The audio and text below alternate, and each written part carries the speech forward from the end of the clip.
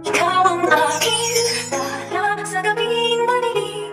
Ikaw ang bawat sana sa lahat ng hiling. Sagot sa akin. Gusto ko makita yung pagbagsak ni Moira.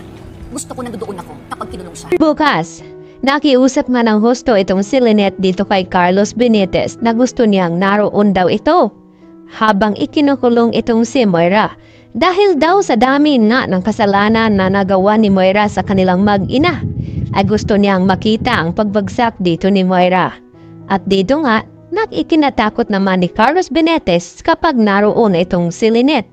Baka ikakanta dito ni Moira na itong kanyang asawa na si Carlos ay isa din sa mga kasabwat nito sa nangyaring aksidente kay Don Pepe.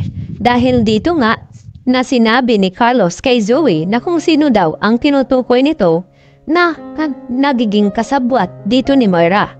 At dito naman na tila kinabahan din itong si Zoe dahil sa mga sinabi ng kanyang ama.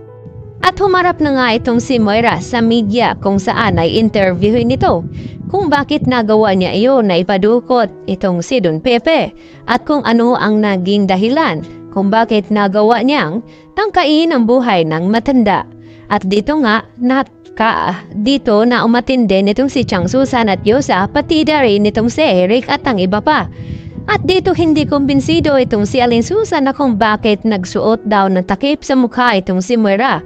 At gusto nga nilang malaman kung si Moira ba talaga ang nandoon sa harapan.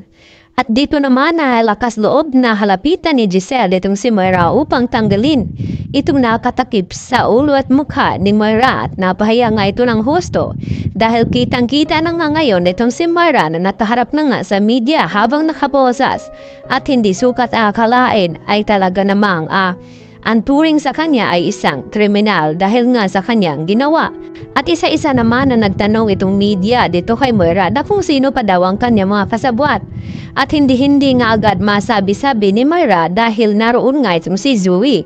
At kahit may nagawang ang pagkakamali ang kanyang anak ay dito pa rin na isinaalang-alang ni Moira ang kapakanan ng kanyang anak.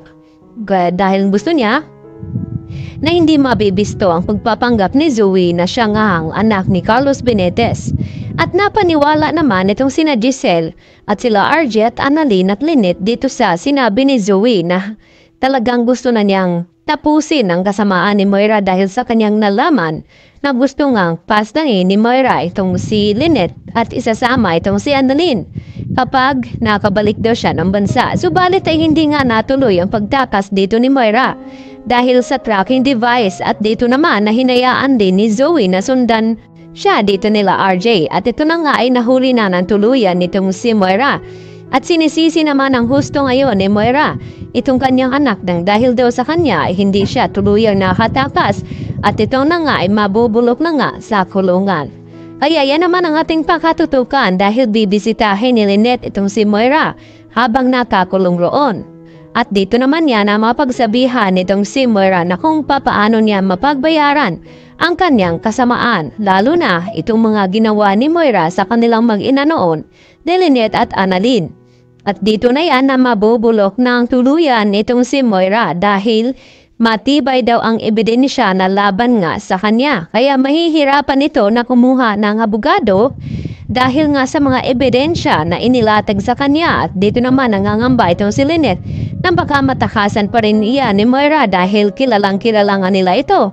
At dito naman na sinabi ni RJ na malabo na nga ang makatakas pa muli itong si Moira dahil gagawin nga daw nila lahat ni Giselle upang hindi matakasan ni Moira ang kanyang magiging kaso. Subalit itong si Carlos ay kumikilos naman ang pailalim dahil gusto niya na hindi siya madawit sa kasong kinakasangkutan ngayon ni Moira dahil madadamay din ang kanyang anak. Kaya yan naman ang ating pakaabangan bukas at pakatutukan mga kapuso kung dito na ba ang karma na darating kay Moira. Yan lang po at marami pong salamat.